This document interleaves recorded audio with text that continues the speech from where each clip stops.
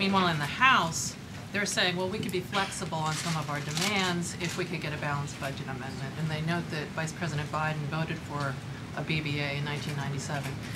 Is there any way that that could be part of a solution? Is there any version of a BBA that you would support? First of all, for the consumption of the general public, BBA meaning a balanced budget amendment. I think I already addressed this question earlier. We don't need a constitutional amendment to do our jobs. The Constitution already tells us to do our jobs and to make sure that the government is living within its means and making responsible choices. And so this notion that we're going to go through a multi-year process instead of seizing the moment now and taking care of our problems is a typical Washington response. We don't need more studies. We don't need a balanced budget amendment.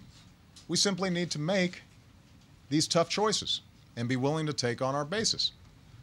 And everybody knows it. I mean, we could have a discussion right here about what the numbers look like, and we know what's necessary. And here's the good news, that it turns out we don't have to do anything radical to solve this problem. Contrary to what some folks say, that we're not Greece, we're not Portugal.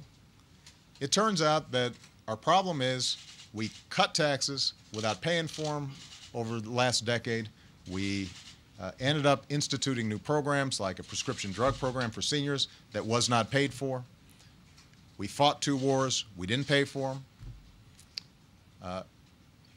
We had a bad recession that required a Recovery Act and stimulus spending and helping states, and all that accumulated, and there's interest on top of that.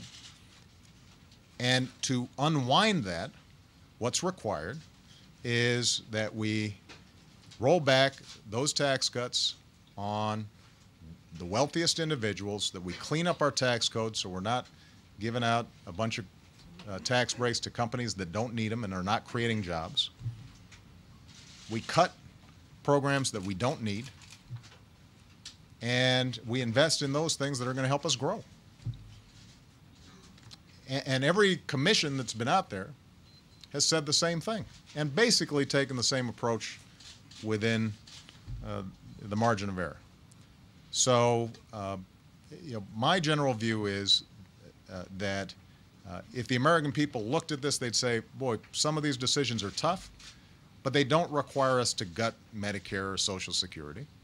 They don't require us to stop helping young people go to college. They don't require us to stop helping families who've got a disabled child. They don't require us to violate our obligations to our veterans.